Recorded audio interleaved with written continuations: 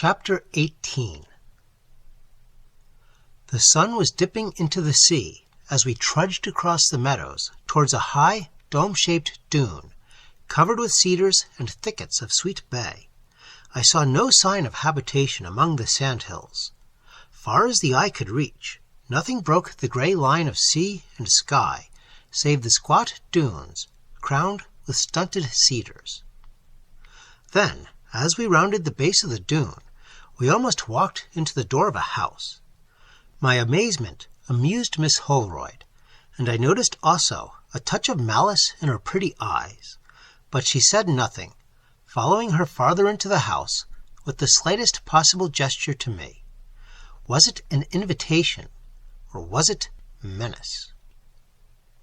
The house was merely a light wooden frame, covered with some waterproof stuff that looked like a mixture of rubber and tar. Over this, in fact over the whole roof, was pitched an awning of heavy sailcloth. I noticed that the house was anchored to the sand by chains, already rusted red. But this one-storied house was not the only building nestling in the south shelter of the big dune. 100 feet away stood another structure, long, low, also built of wood. It had rows on rows of round portholes on every side. The ports were fitted with heavy glass, hinged to swing open if necessary. A single big double door occupied the front. Behind this long, low building was still another, a mere shed. Smoke rose from the sheet iron chimney. There was somebody moving about inside the open door. As I stood gaping at this mushroom hamlet, the professor appeared at the door and asked me to enter. I stepped in at once. The house was much larger than I had imagined. A straight hallway ran through the center from east to west. On either side of this hallway were rooms, the doors swinging wide open. I counted 3 doors on each side. The 3 in the south appeared to be bedrooms. The professor ushered me into a room on the north side, where I found Captain McPeak and Frisbee sitting at a table, upon which were drawings and sketches of articulated animals and fishes. "You see, McPeak," said the professor, "we only wanted one more man, and I think I've got him, haven't I?" turning eagerly to me. "Why, yes," I said, laughing. "This is delightful. Am I invited to stay here?" "Your bedroom is the 3rd on the south side. Everything is ready. McPeak, you can bring his trunk tomorrow, can't you?" demanded the professor. The red-faced captain nodded and shifted a quid. "Then it's all settled," said the professor, and he drew a sigh of satisfaction.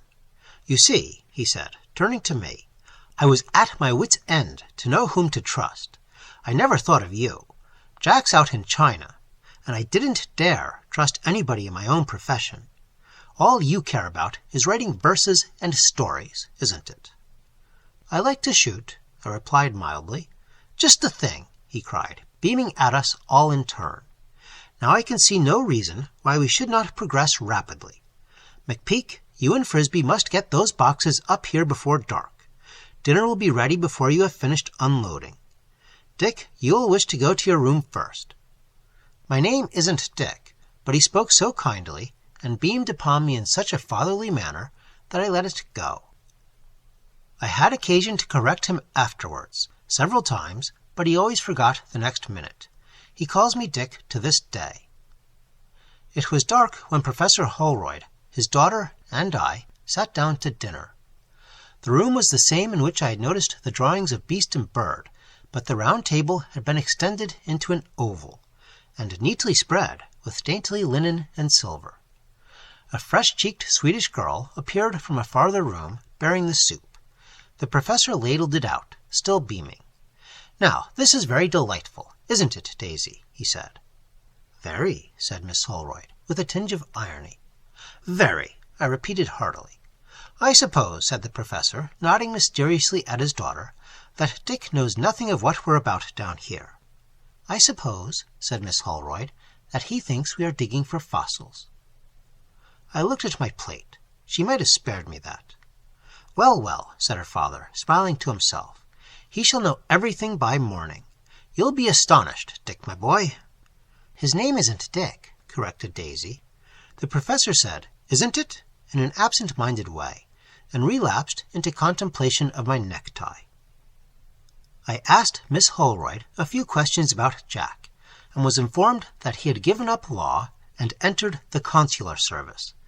As what, I did not dare ask, for I know what our consular service is. "In China," said Daisy. "Choo-Choo is the name of the city," added her father proudly. "It's the terminus of the new Trans-Siberian Railway." "It's on the Pong-Ping," said Daisy. "He's vice-consul," added the professor triumphantly. "He'll make a good one," I observed. I knew Jack. I pitied his consul.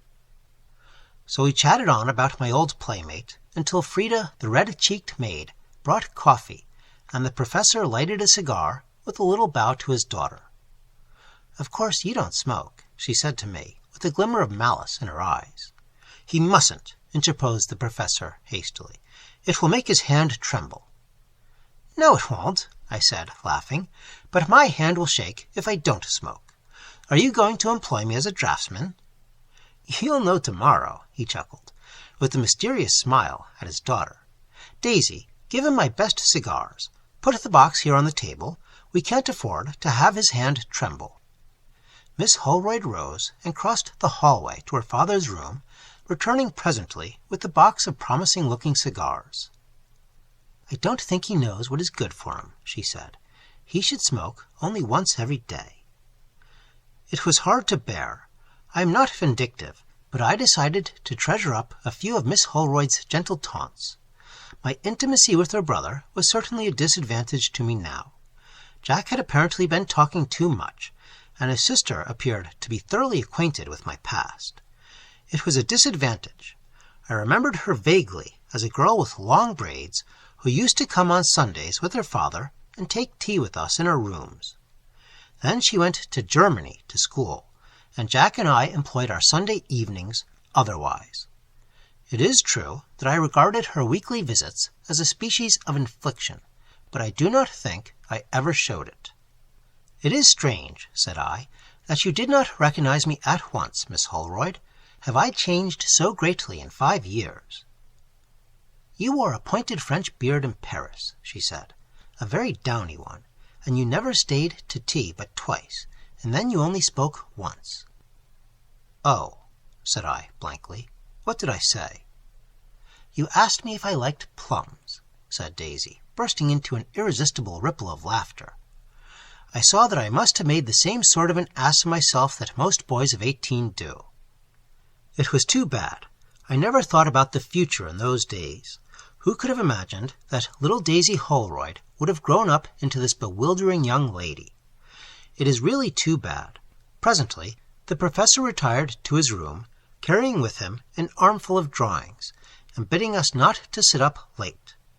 When he closed his door, Miss Holroyd turned to me. "Papa will work over those drawings until midnight," she said, with a despairing smile. "It isn't good for him," I said. "What are the drawings?" "You may know tomorrow," she answered, leaning forward on the table and shading her face with one hand. "Tell me about yourself and Jack in Paris." I looked at her suspiciously. "What? There isn't much to tell. We studied. Jack went to law school, and I attended, all sorts of schools." "Did you? Surely you gave yourself a little recreation occasionally." "Occasionally," I nodded. "I am afraid you and Jack studied too hard." "That may be," said I, looking meek. "Especially about fossils." I couldn't stand that. "Miss Holroyd," I said, "I do care for fossils. You may think that I am a humbug, but I have a perfect mania for fossils. Now." "Since when?" "About an hour ago," I said airily. Out of the corner of my eye, I saw that she flushed up. It pleased me. "You will soon tire of the experiment," she said, with a dangerous smile. "Oh, I may," I replied indifferently. She drew back. The movement was scarcely perceptible, but I noticed it, and she knew I did. The atmosphere was vaguely hostile. One feels such mental conditions and changes instantly. I picked up a chessboard, opened it, set up the pieces with elaborate care, and began to move. first the white, then the black. Miss Holroyd watched me coldly at first, but after a dozen moves she became interested and leaned a shade nearer. I moved a black pawn forward. "Why do you do that?" said Daisy. "Because," said I, "the white queen threatens the pawn." "It was an aggressive move," she insisted. "Purely defensive," I said. "If Her White Highness will let the pawn will let the queen alone." Miss Holroyd rested her chin on her wrist and gazed steadily at the board. She was flushing furiously, but she held her ground. "If the white queen doesn't block that pawn, the pawn may become dangerous," she said coldly. I laughed and closed up the board with a snap. "True," I said. "It might even take the queen." After a moment's silence, I asked, "What would you do in that case, Miss Holroyd?"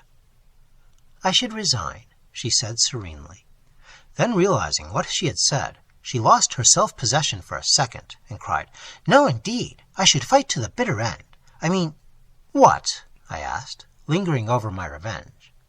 "I mean," she said slowly, "that your black pawn would never have the chance. Never. I should take it immediately." "I believe you would," said I, smiling, "so we'll call the game yours, and the pawn captured." "I don't want it," she exclaimed. "A pawn is worthless." "Except when it's in the king row." "Chess is most interesting," she observed sedately. She had completely recovered her self-possession. Still, I saw that she now had a certain respect for my defensive powers. It was very soothing to me. "You know," said I, gravely, "that I am fonder of Jack than of anybody. That's the reason we never write each other, except to borrow things. I am afraid that when I was a young cub in France, I was not an attractive personality." "On the contrary," said Daisy, smiling, "I thought you were very big and very perfect. I had illusions. I wept often when I went home and remembered that you never took the trouble to speak to me but once." "I was a cub," I said, "not selfish and brutal, but I didn't understand schoolgirls. I never had any sisters, and I didn't know what to say to very young girls. If I'd imagined that you felt hurt—" "Oh, I did, 5 years ago. Afterwards I laughed at the whole thing." "Laughed?" I repeated, vaguely disappointed. "Why, of course. I was very easily hurt when I was a child. I think I have outgrown it." The soft curve of her sensitive mouth contradicted her. "Will you forgive me now?" I asked. "Yes. I had forgotten the whole thing until I met you an hour or so ago." There was something that had a ring not entirely genuine in this speech. I noticed it, but forgot it the next moment. Presently, she rose, touched her hair with the tip of one finger, and walked to the door. "Good night," she said. "Good night," said I, opening the door for her to pass. Chapter 19. The sea was a sheet of silver, tinged with pink. The tremendous arch of the sky was all shimmering and glimmering with the promise of the sun. Already the mist above, flecked with clustered clouds, flushed with rose color and dull gold. I heard the low splash of the waves breaking and curling across the beach. A wandering breeze, fresh and fragrant, blew the curtains of my window. There was the scent of sweet bay in the room, and everywhere the subtle, nameless perfume of the sea. When at last I stood upon the shore, the air and sea were all a-glimmer in a rosy light, deepening to crimson in the zenith. Along the beach I saw a little cove, shelving and all a-shine, where shallow waves washed with a mellow sound. Fine as dusted gold the shingle glowed, and the thin film of water rose, receded, crept up again a little higher, and flowed back again, with the low hiss of snowy foam and gilded bubbles breaking. I stood a little while, quiet, my eyes upon the water, the invitation of the ocean in my ears, vague and sweet as the murmur of a shell. Then I looked at my bathing suit and towels. "In we go," said I aloud. A second later the prophecy was fulfilled. I swam far out to sea, and as I swam, the waters all around me turned to gold. The sun had risen. There is a fragrance in the sea at dawn that none can name. Whitethorn abloom in May, sedges asway, and scented rushes rustling in an inland wind recall the sea to me. I can't say why. Far out at sea, I raised myself, swung around, dived, and set out again for shore, striking strong strokes until the necked foam flew. And when at last I shot through the breakers, I laughed aloud and sprang upon the beach, breathless and happy. Then from the ocean came another cry, clear, joyous, and a white arm rose in the air. She came drifting in with the waves like a white sea sprite, laughing at me, and I plunged into the breakers again to join her. Side by side we swam along the coast, just outside the breakers, until in the next cove we saw the flutter of her maid's capstrings. "I will beat you to breakfast," she cried, as I rested, watching her glide up along the beach. "Done," said I, "for a seashell." "Done," she called across the water. I made good speed along the shore, and I was not long in dressing, but when I entered the dining room, she was there, demure, smiling, exquisite in her cool white frock. "The seashell is yours," said I. "I hope I can find one with a pearl in it." The professor hurried in before she could reply. He greeted me very cordially, but there was an abstracted air about him, and he called me Dick until I recognized that remonstrance was useless. He was not long over his coffee and rolls. "McPeak and Frisbee will return with the last load, including your trunk, by early afternoon," he said, rising and picking up his bundle of drawings. "I haven't had time to explain to you what we are doing, Dick, but Daisy will take you about and instruct you. She will give you the rifle standing in my room. It's a good Winchester. I have sent for an express for you, big enough to knock over any elephant in India. Daisy, take him through the sheds and tell him everything. Luncheon is at noon. Do you usually take luncheon, Dick?" "When I am permitted," I smiled. "Well," said the professor doubtfully, "you mustn't come back here for it. Frida can take you what you want. Is your hand unsteady after eating?" "Why, Papa," said Daisy, "do you intend to starve him?" We all laughed. The professor tucked his drawings into a capacious pocket, pulled his sea boots up to his hips, seized a spade, and left, nodding to us as though he were thinking of something else. We went to the door and watched him across the salt meadows until the distant sand dune hid him. "Come," said Daisy Holroyd, "I'm going to take you to the shop." She put on a broad-rimmed straw hat, a distractingly pretty combination of filmy cool stuffs, and led the way to the long, low structure that I had noticed the evening before. The interior was lighted by the numberless little portholes, and I could see everything plainly. I acknowledged I was nonplussed by what I did see. In the center of the shed, which must have been at least 100 feet long, stood what I thought at first was the skeleton of an enormous whale. After a moment's silent contemplation of the thing, I saw that it could not be a whale, for the frames of 2 gigantic, bat-like wings rose from each shoulder. Also I noticed that the animal possessed legs, 4 of them, with most unpleasant-looking webbed claws fully 8 feet long. The bony framework of the head, too, resembled something between a crocodile and a monstrous snapping turtle. The walls of the shanty were hung with drawings and blueprints. A man dressed in white linen was tinkering with the vertebrae of the lizard-like tail. "Where on earth did such a reptile come from?" I asked at length. "Oh, it's not real," said Daisy scornfully. "It's papier-mâché." "I see," said I. "A stage prop." "A what?" asked Daisy, in hurt astonishment. "Why, a sort of Siegfried dragon. Oh, what's his name? A Fafner or Peffer or—" "If my father heard you say such things, he would dislike you," said Daisy. She looked grieved and moved towards the door. I apologized, for what I knew not, and we became reconciled. She ran into her father's room and brought me the rifle, a very good Winchester. She also gave me a cartridge belt, full. Now, she smiled, I shall take you to your observatory, and when we arrive, you are to begin your duty at once. And that duty? I ventured, shouldering the rifle. That duty is to watch the ocean. I shall then explain the whole affair, but you mustn't look at me while I speak. You must watch the sea. This, said I, is hardship. I'd rather go without the luncheon. I do not think she was offended at my speech. Still, she frowned for almost 3 seconds.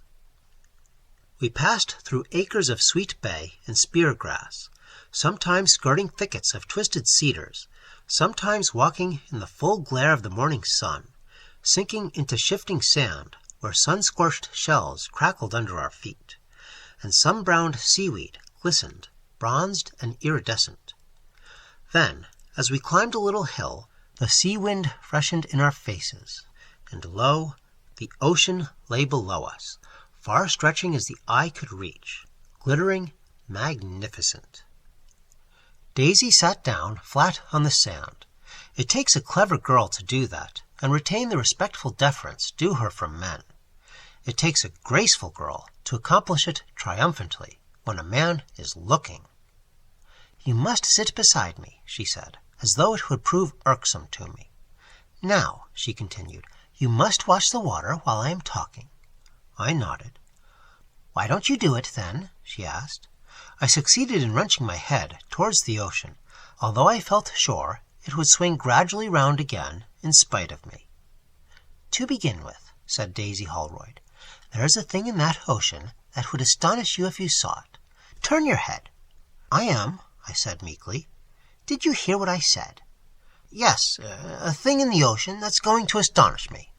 Visions of mermaids rose before me. The thing, said Daisy, is a Thermosaurus. I nodded vaguely, as though anticipating a delightful introduction to a nautical friend. You don't seem astonished, she said reproachfully. Why should I be? I asked. Please turn your eyes towards the water. Suppose a Thermosaurus should look out of the waves.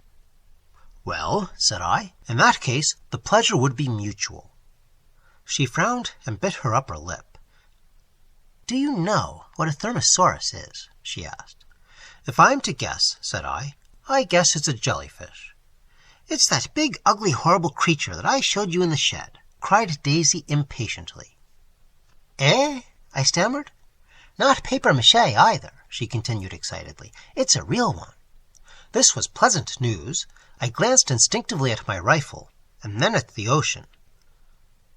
Well, said I at last, it strikes me that you and I resemble a pair of Andromedas, waiting to be swallowed. This rifle wouldn't stop a beast, a live beast, like that Nibelungen dragon of yours. Yes, it will, she said. It's not an ordinary rifle.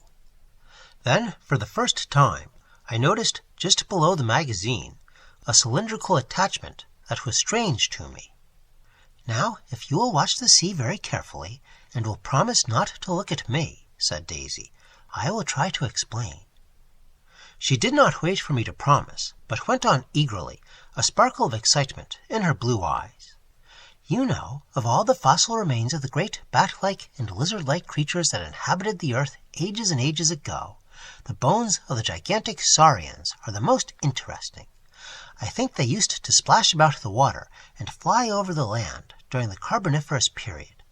Anyway, it doesn't matter. Of course, you have seen pictures of reconstructed creatures such as the Ichthyosaurus, the Plesiosaurus, the Anthracosaurus, and the Thermosaurus. I nodded, trying to keep my eyes from hers. And you know that the remains of the Thermosaurus are first discovered and reconstructed by Papa. Yes, said I. There was no use in saying no. I am glad you do. Now, Papa has proven that this creature lived entirely in the Gulf Stream, emerging for occasional flights across an ocean or two. Can you imagine how he proved it? No, said I, resolutely pointing my nose at the ocean. He proved it by a minute examination of the microscopical shells found among the ribs of the Thermosaurus. These shells contained little creatures that live only in the warm waters of the Gulf Stream. They were the food of the Thermosaurus. It was rather slender rations for a thing like that, wasn't it? Did he ever swallow bigger food? Men? Oh yes, tons of fossil bones from prehistoric men are also found in the interior of the Thermosaurus. Then, said I, you, at least, had better go back to Captain McPeak's. Please turn around. Don't be so foolish. I didn't say there was a live Thermosaurus in the water, did I? Isn't there? Why, no. My relief was genuine, but I thought of the rifle and looked suspiciously out to sea. What's the Winchester for? I asked. Listen, and I will explain. Papa has found out, how I do not exactly understand, that there is in the waters of the Gulf Stream the body of a Thermosaurus. The creature must have been alive within a year or so. The impenetrable scale armor that covers its body has, as far as Papa knows, prevented its disintegration. We know that it is there still, or was there within a few months. Papa has reports and sworn depositions from steamer captains and seamen from a dozen different vessels, all corroborating one another in essential details. These stories, of course, get into the newspapers, sea serpent stories, but Papa knows that they confirm his theory that the huge body of this reptile is swinging along somewhere in the Gulf Stream. She opened her sunshade and held it over her. I noticed that she deigned to give me the benefit of about 1/8 of it. Your duty with that rifle is this. If we are fortunate enough to see the body of the Thermosaurus come floating by, you are to take good aim and fire. Fire rapidly, every bullet in the magazine. Then reload and fire again, and reload and fire as long as you have any cartridges left. A self-feeding Maxim is what I should have, I said, with gentle sarcasm. Well, and suppose I make a sieve of this big lizard. Do you see these rings in the sand? She asked. Sure enough, somebody had driven heavy piles deep into the sand all around us, and on top of these piles were attached steel rings, half buried under the spear grass. We sat almost exactly in the center of a circle of these rings. The reason is this, said Daisy. Every bullet in your cartridges is steel-tipped and armor-piercing. To the base of each bullet is attached a thin wire of pallium. Pallium is that new metal, a thread of which, drawn out into finest wire, will hold a ton of iron suspended. Every bullet is fitted with minute coils of miles of this wire. When the bullet leaves the rifle, it spins out this wire as a shot from a lifesaver's mortar spins out and carries the lifeline to a wrecked ship. The end of each coil of wire is attached to that cylinder under the magazine of your rifle. As soon as the shell is automatically ejected, this wire flies out also. A bit of scarlet tape is affixed to the end, so that it will be easy to pick up. There is also a snap clasp on the end, and this clasp fits those rings that you see in the sand. Now, when you begin firing, it is my duty to run and pick up the wire ends and attach them to the rings. Then, you see, we have the body of the Thermosaurus full of bullets, every bullet anchored to the shore by tiny wires, each of which could easily hold a ton's strain. I looked at her in amazement. Then, she added calmly, we have captured the Thermosaurus. Your father, said I, at length, must have spent years of labor over this preparation. It is the work of a lifetime, she said simply.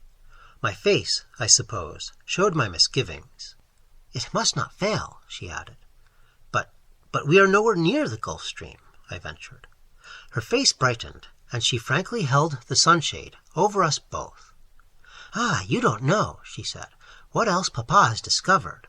Would you believe that he has found a loop in the Gulf Stream, a genuine loop, that swings in here just outside of the breakers below?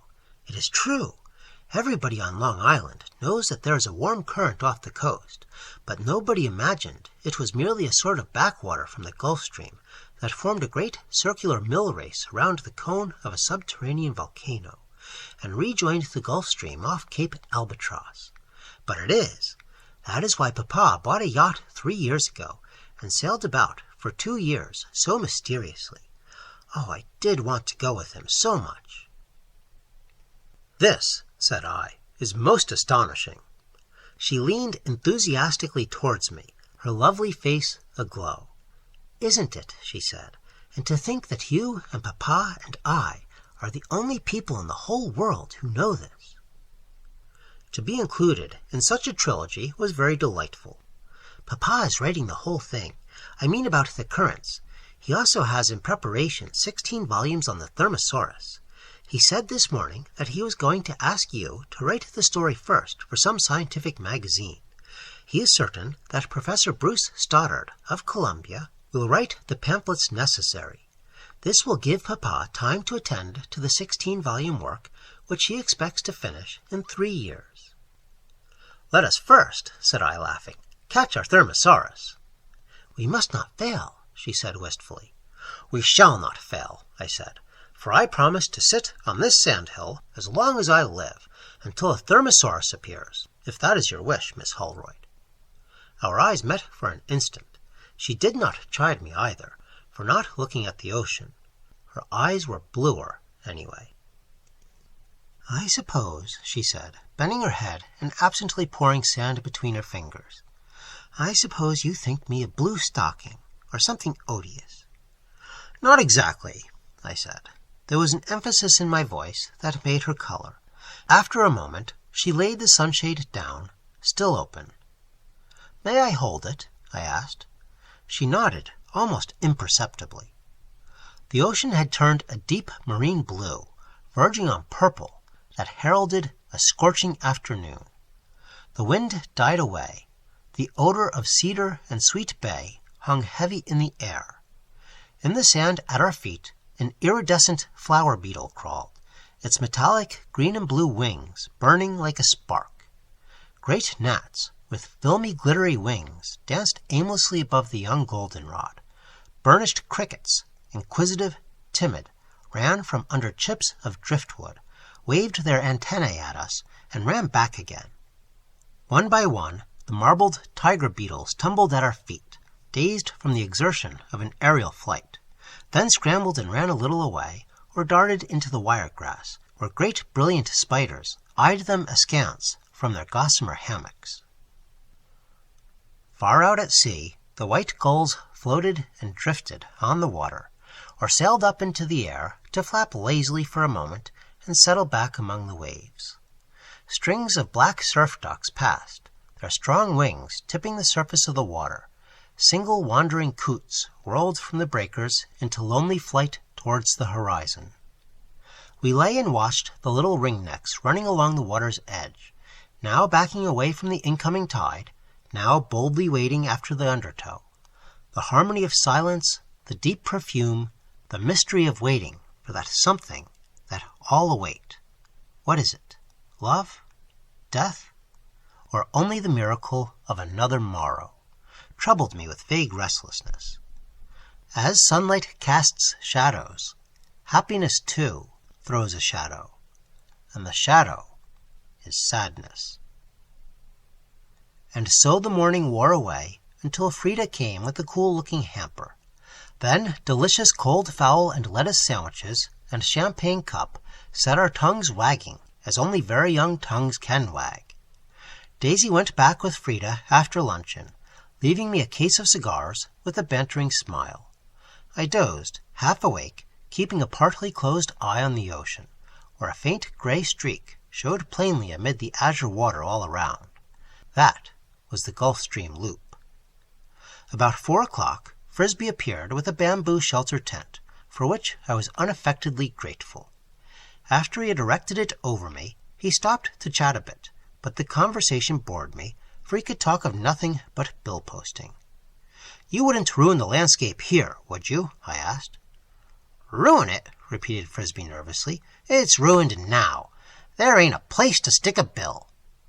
"The snipe stick bills, in the sand," I said flippantly. There was no humor about Frisbee. "Do they?" he asked.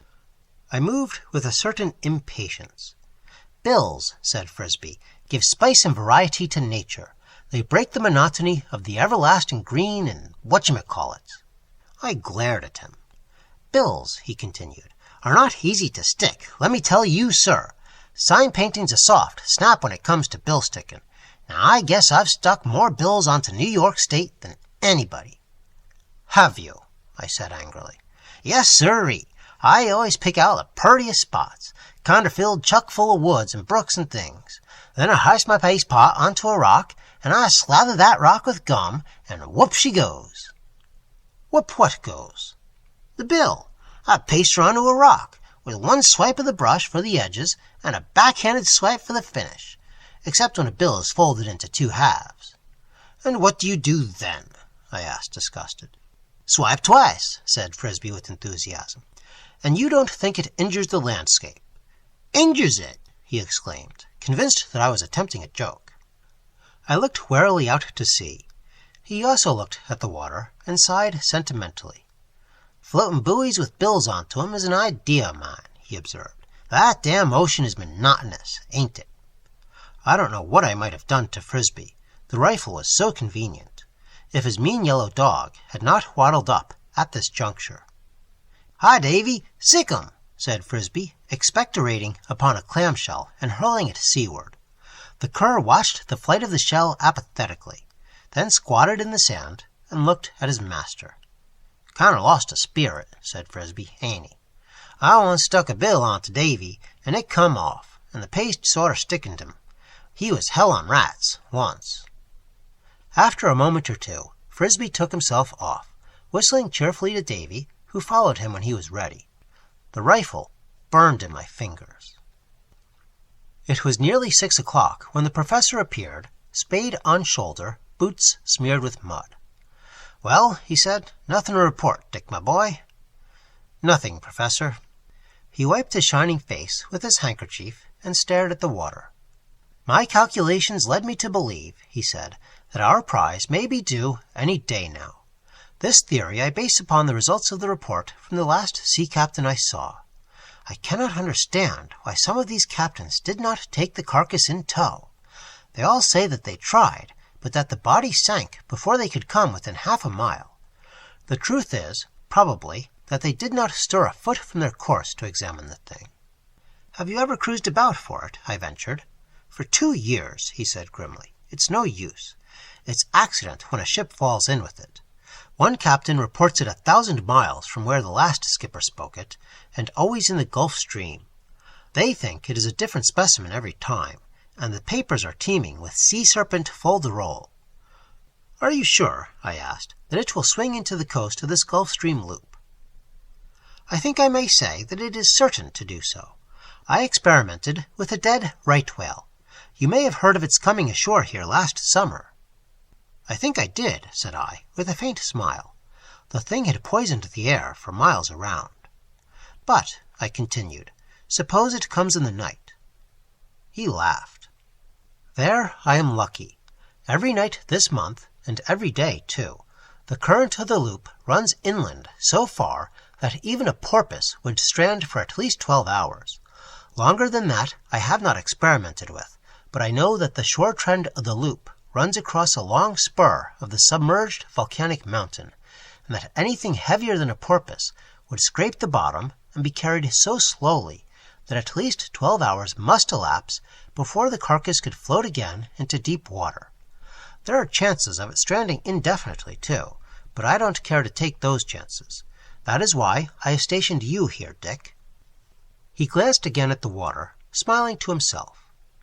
There is another question I want to ask, I said, if you don't mind. Of course not, he said warmly. What are you digging for?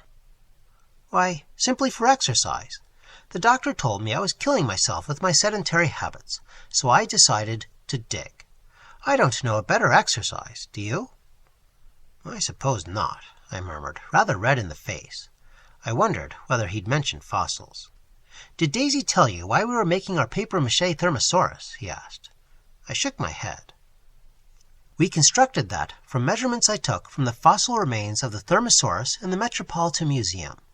Professor Bruce Stoddard made the drawings. We set it up here, all ready to receive the skin of the carcass that I am expecting. We had started towards home, walking slowly across the darkening dunes shoulder to shoulder. The sand was deep, and walking was not easy. I wish, said I at last, that I knew why Miss Holroyd asked me not to walk on the beach. It's much less fatiguing. That, said the professor, is a matter that I intend to discuss with you tonight." He spoke gravely, almost sadly. I felt that something of unparalleled importance was soon to be revealed, so I kept very quiet, watching the ocean out of the corners of my eyes. Chapter 20. Dinner was ended. Daisy Holroyd lighted her father's pipe for him and insisted on my smoking as much as I pleased. Then she sat down and folded her hands like a good little girl, waiting for her father to make the revelation which I felt in my bones must be something out of the ordinary. The professor smoked for a while, gazing meditatively at his daughter. Then, fixing his gray eyes on me, he said, "Have you ever heard of the cree, that Australian bird, half parrot, half hawk, that destroys so many sheep in New South Wales?" I nodded. The cree kills a sheep by alighting on its back and tearing away the flesh with its hooked beak until a vital part is reached. You know that. Well, it has been discovered that the cree had prehistoric prototypes. These birds were enormous creatures who preyed upon mammoths and mastodons, and even upon the great saurians. It has been conclusively proved that a few saurians have been killed by the ancestors of the cree, but the favorite food of these birds was undoubtedly the Thermosaurus. It is believed that the birds attacked the eyes of the Thermosaurus, and when, as was its habit, the mammoth creature turned its back to claw them, they fell upon the thinner scales of its stomach and finally killed it. This, of course, is a theory, but we have almost absolute proofs of its correctness. Now, these two birds are known among scientists as the ekaf-bird and the ool-yllik. The names are Australian, in which country most of their remains have been unearthed. They lived during the Carboniferous period. Now, it is not generally known, but the fact is that in 1801, Captain Ransom of the British exploring vessel Gull purchased from the natives of Tasmania the skin of an ekaf-bird that could not have been killed more than 24 hours previous to its sale. I saw this skin in the British Museum. It was labeled "Unknown Bird, probably extinct." It took me exactly a week to satisfy myself that it was actually the skin of an ekaf-bird. But that is not all, Dick, continued the professor excitedly. In 1854, Admiral Stewart of our own Navy saw the carcass of a strange, gigantic bird floating along the southern coast of Australia. Sharks were after it, and before a boat could be lowered, these miserable fish got it. But the good old Admiral secured a few feathers and sent them to the Smithsonian. I saw them. They were not even labeled, but I knew that they were feathers from an ekaf-bird or its near relative, the ool-yllik. I had grown so interested that I had leaned far across the table. Daisy, too, bent forward. It was only when the professor paused for a moment that I noticed how close together our heads were, Daisy's and mine. I don't think she realized it. She did not move. "Now comes the important part of this long discourse," said the professor, smiling at our eagerness. "Ever since the carcass of our derelict Thermosaurus was first noticed, every captain who has seen it has also reported the presence of one or more gigantic birds in the neighborhood. These birds, at a great distance, appeared to be hovering over the carcass, but on the approach of a vessel they disappeared. Even in mid-ocean they were observed. When I heard about it, I was puzzled. A month later, I was satisfied that neither the ekaf-bird nor the ool-yllik was extinct. Last Monday, I knew that I was right. I found 48 distinct impressions of the huge seven-toed claw of the ekaf-bird on the beach here at Pine Inlet. You may imagine my excitement. I succeeded in digging up enough wet sand around one of these impressions to preserve its form. I managed to get it into a soap box, and now it is there in my shop. The tide rose too rapidly for me to save the other footprints. I shuddered at the possibility of a clumsy misstep on my part obliterating the impression of an ool-yllik. "That is the reason my daughter warned you off the beach," he said mildly. "Hanging would have been too good for the vandal who destroyed such priceless prizes," I cried out in self-reproach. Daisy Holroyd turned a flushed face to mine and impulsively laid her hand on my sleeve. "How could you know?" she said. "It's all right now," said her father, emphasizing each word with a gentle tap of his pipe bowl on the table edge. "Don't be hard on yourself, Dick. You'll do yeoman's service yet." It was nearly midnight, and we still chatted on about the Thermosaurus, the ekaf-bird, and the ool-yllik, eagerly discussing the probability of the great reptile's carcass being in the vicinity. That alone seemed to explain the presence of these prehistoric birds at Pine Inlet. "Do they ever attack human beings?" I asked. The professor looked startled. "Gracious!" he exclaimed. "I never thought of that. And Daisy running about out of doors! Dear me, it takes a scientist to be an unnatural parent." His alarm was half real, half assumed, but all the same he glanced gravely at us both, shaking his handsome head, absorbed in thought. Daisy herself looked a little doubtful. As for me, my sensations were distinctly queer. "It is true," said the professor, frowning at the wall, "that human remains have been found associated with the bones of the ekaf-bird. I don't know how intimately.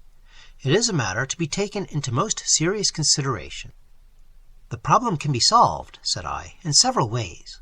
One is to keep Miss Holroyd in the house." "I shall not stay in," cried Daisy indignantly. We all laughed, and her father assured her that she should not be abused. "Even if I did stay in," she said, "one of these birds might alight on Master Dick." She looked saucily at me as she spoke, but turned crimson when her father observed quietly, "You don't seem to think of me, Daisy." "Of course I do," she said, getting up and putting both arms around her father's neck. "But Dick, as you call him, is so helpless and timid." My blissful smile froze on my lips. "Timid," I repeated. She came back to the table, making me a mocking reverence. "Do you think I am to be laughed at with impunity?" she said.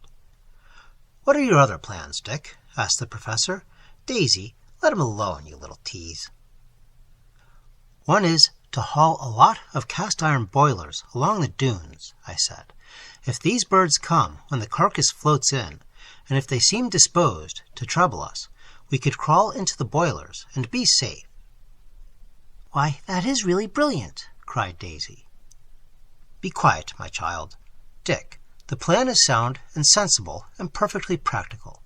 McPeak and Frisbee shall go for a dozen loads of boilers tomorrow." "It will spoil the beauty of the landscape," said Daisy, with a taunting nod to me. "And Frisbee will probably attempt to cover them with bill-posters," I added, laughing. "That," said Daisy, "I shall prevent, even at the cost of his life." And she stood up, looking very determined. "Children, children," protested the professor, "go to bed. You bother me." Then I turned deliberately to Miss Holroyd. "Good night, Daisy," I said. "Good night, Dick," she said, very gently. Chapter 21. The week passed quickly for me, leaving but few definite impressions. As I look back to it now, I can see the long stretch of beach burning in the fierce sunlight, the endless meadows with the glimmer of water in the distance, the dunes, the twisted cedars, the leagues of scintillating ocean, rocking, rocking, always rocking. In the starlit nights, the curlew came in from the sandbars by twos and threes. I could hear their querulous call as I lay in bed thinking. All day long, the little ringnecks whistled from the shore. The plover answered them from distant, lonely inland pools. The great white gulls drifted like feathers upon the sea. One morning, towards the end of the week, I, strolling along the dunes, came upon Frisbee. He was bill-posting. I caught him red-handed. "This," said I, "must stop. Do you understand, Mr. Frisbee?" He stepped back from his work, laying his head on one side, considering first me, then the bill he had pasted on one of our big boilers. "Don't you like the color?" he asked. "It goes well on them black boilers." "Color? No, I don't like the color either. Can't you understand that there are some people in the world who object to seeing patent medicine advertisements scattered over a landscape?" "Eh?" he said, perplexed. "Will you kindly remove that advertisement?" I persisted. "Too late," said Frisbee. "It's set." I was too disgusted to speak, but my disgust had turned to anger when I perceived that, as far as the eye could reach, our boilers, lying from 300 to 400 feet apart, were ablaze with yellow and red posters extolling the Eureka Liver Pill Company. "It don't cost them nothing," said Frisbee cheerfully. "I done it for the fun of it. Purty, ain't it?" "They're Professor Holroyd's boilers," I said, subduing a desire to beat Frisbee with my telescope. "Wait until Miss Holroyd sees this work." "Don't she like yeller and red?" he demanded anxiously. "You'll find out," said I. Frisbee gaped at his handiwork, and then at his yellow dog. After a moment, he mechanically spat on a clamshell and requested Davy to sick it. "Can't you comprehend that you have ruined our pleasure in the landscape?" I asked more mildly. "I got some green bills," said Frisbee. "I can stick 'em over the yellow ones." "Confound it," said I, "it isn't the color." "Then," observed Frisbee, "you don't like them pills. I got some bills for the Cropper automobile, and a few of the Bagley the Gent's tailor." "Frisbee," said I, "use them all. Paste the whole collection over your dog and yourself. Then walk off the cliff."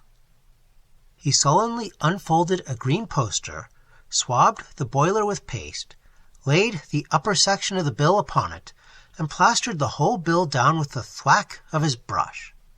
As I walked away, I heard him muttering.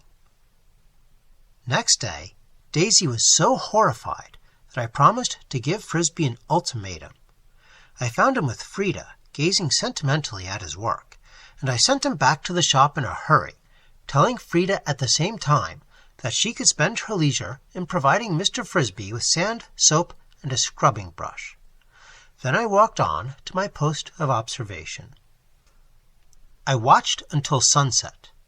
Daisy came with her father to hear my report, but there was nothing to tell, and we three walked slowly back to the house. In the evenings, the professor worked on his volumes, the click of his typewriter sounding faintly behind his closed door. Daisy and I played chess sometimes. Sometimes we played hearts. I don't remember that we ever finished a game of either. We talked too much. Our discussions covered every topic of interest. We argued upon politics. We skimmed over literature and music. We settled international differences. We spoke vaguely of human brotherhood. I say we slighted no subject of interest. I am wrong. We never spoke of love. Now, love is a matter of interest to 10 people out of 10. Why it was that it did not appear to interest us is as interesting a question as love itself. We were young, alert, enthusiastic, inquiring. We eagerly absorbed theories concerning any curious phenomena in nature as intellectual cocktails to stimulate discussion. And yet we did not discuss love. I do not say that we avoided it. No, the subject was too completely ignored for even that.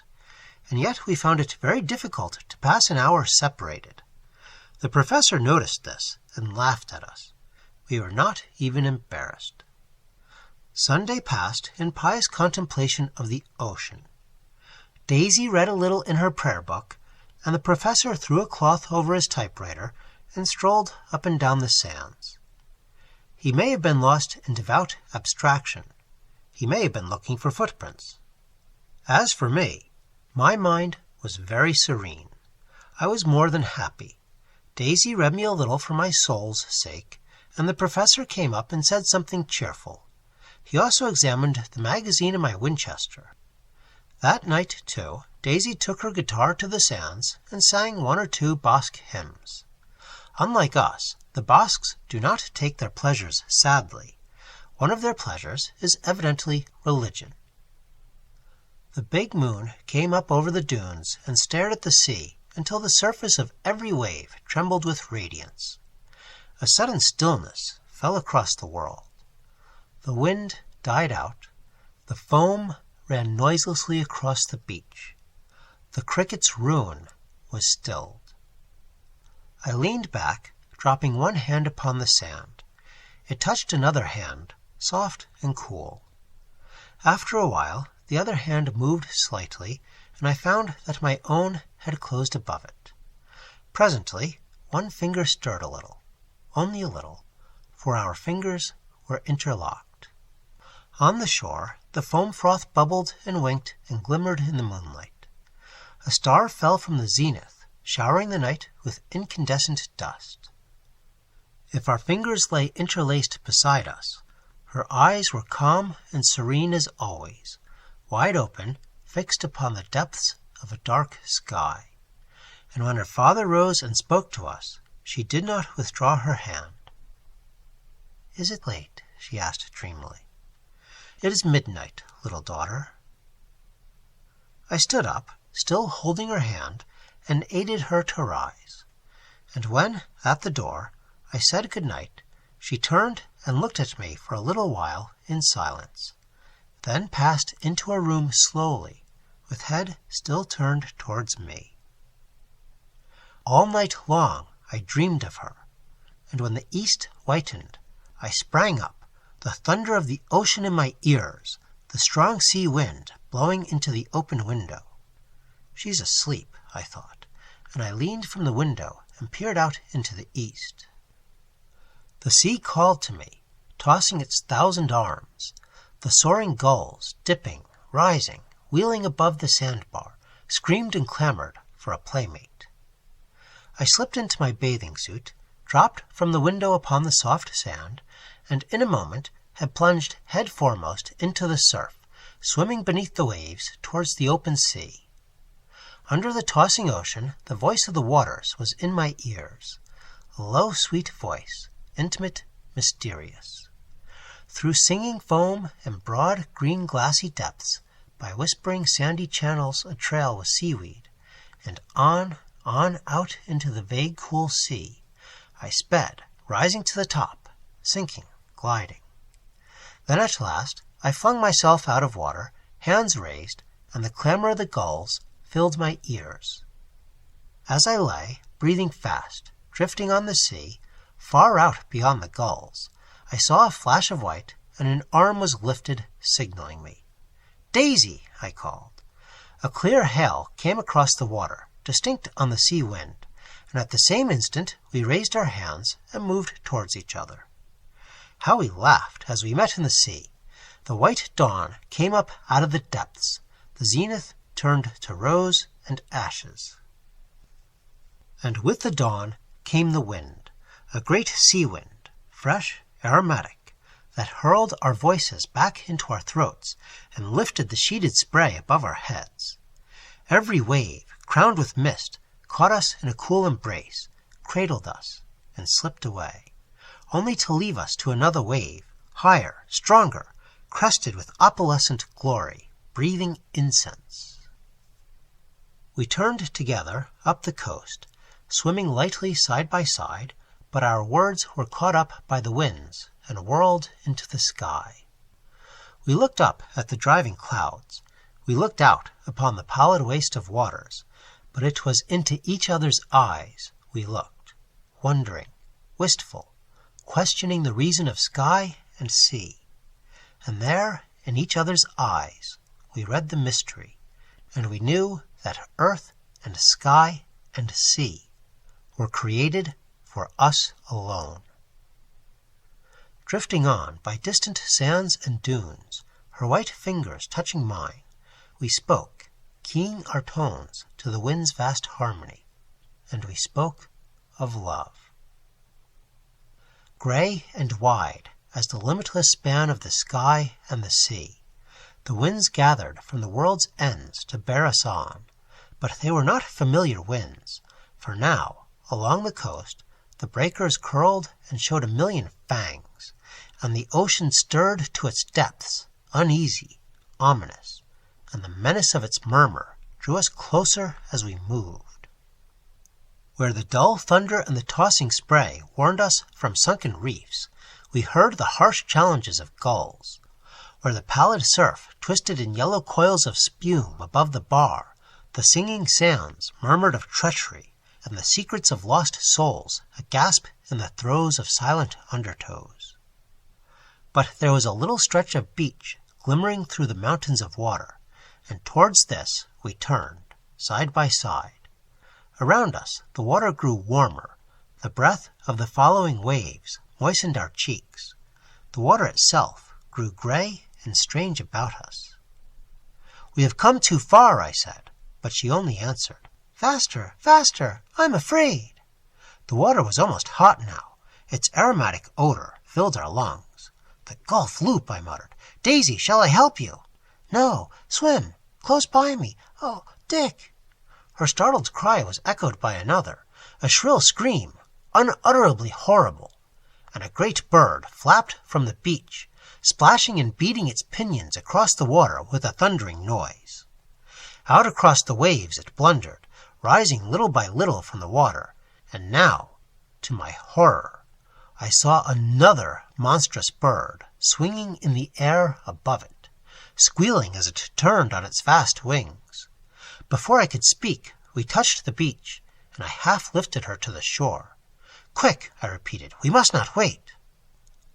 Her eyes were dark with fear, but she rested a hand on my shoulder, and we crept up among the dune grasses and sank down by the point of sand where the rough shelter stood, surrounded by the iron-ringed piles. She lay there, breathing fast and deep, dripping with spray. I had no power of speech left, but when I rose warily to my knees and looked out upon the water, my blood ran cold. Above the ocean, on the breast of the roaring wind, 3 enormous birds sailed, turning and wheeling among one another, and below, drifting with the gray stream of the Gulf Loop, a colossal bulk lay half submerged, a gigantic lizard floating belly upward. Then Daisy crept, kneeling to my side, and touched me, trembling from head to foot. "I know," I muttered. "I must run back for the rifle." And leave me?" I took her by the hand, and we dragged ourselves through the wiregrass to the open end of a boiler lying in the sand. She crept in on her hands and knees and called to me to follow. "You are safe now," I cried. "I must go back for the rifle." "The birds may attack you." "If they do, I can get into one of the other boilers," I said. "Daisy, you must not venture out until I come back. You won't, will you?" "No," she whispered doubtfully. "Then goodbye." "Goodbye," she answered, but her voice was very small and still. "Goodbye," I said again. I was kneeling at the mouth of the big iron tunnel.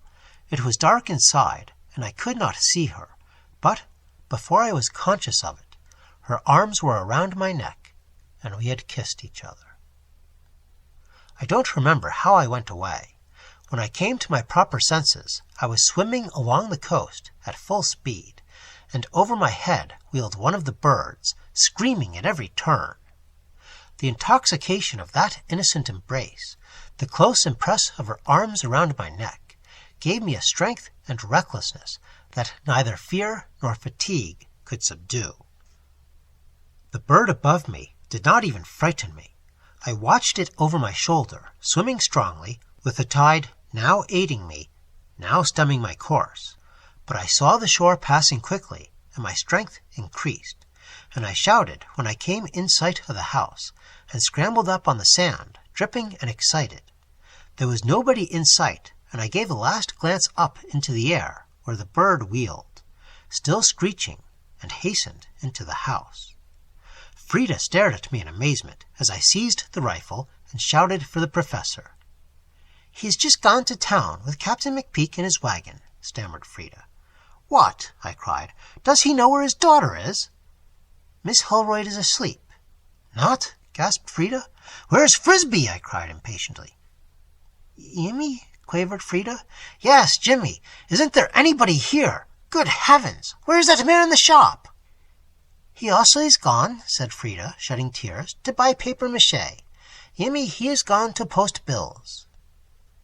I waited to hear no more, but swung my rifle over my shoulder, and, hanging the cartridge belt across my chest, hurried out and up the beach. The bird was not in sight. I had been running for perhaps a minute when, far up on the dunes, I saw a yellow dog rush madly through a clump of sweet bay, and at the same moment a bird soared past, rose, and hung hovering just above the thicket. Suddenly the bird swooped. There was a shriek and a yelp from the cur, but the bird gripped it in one claw and beat its wings upon the sand, striving to rise. Then I saw a frisbee, paste, bucket, and brush raised, fall upon the bird, yelling lustily. The fierce creature relaxed his talons, and the dog rushed on, squeaking with terror. The bird turned on Frisbee and sent him sprawling on his face, a sticky mass of paste and sand. But this did not end the struggle. The bird, croaking horridly, flew at the prostrate bill-poster, and the sand whirled into a pillar above its terrible wings. Scarcely knowing what I was about, I raised my rifle and fired twice. A scream echoed each shot, and the bird rose heavily in a shower of sand, but 2 bullets were embedded in that mass of foul feathers, and I saw the wires and scarlet tape uncoiling on the sand at my feet. In an instant I seized them and passed the ends around a cedar tree, hooking the clasps tight. Then I cast one swift glance upward where the bird wheeled, screeching, anchored like a kite to the pallium wires, and I hurried on across the dunes, the shells cutting my feet and the bushes tearing my wet swimming suit, until I dripped with blood from shoulder to ankle. Out on the ocean, the carcass of the Thermosaurus floated, claws outspread, belly glistening in the gray light, and over him circled 2 birds. As I reached the shelter, I knelt and fired into the mass of scales, and at my first shot, a horrible thing occurred. A lizard-like head writhed, the slitted yellow eyes sliding open from the film that covered them. A shudder passed across the undulating body. The great scale belly heaved, and one leg feebly clawed at the air. The thing was still alive. Crushing back the horror that almost paralyzed my hands, I planted shot after shot into the quivering reptile, while it writhed and clawed, striving to turn over and dive.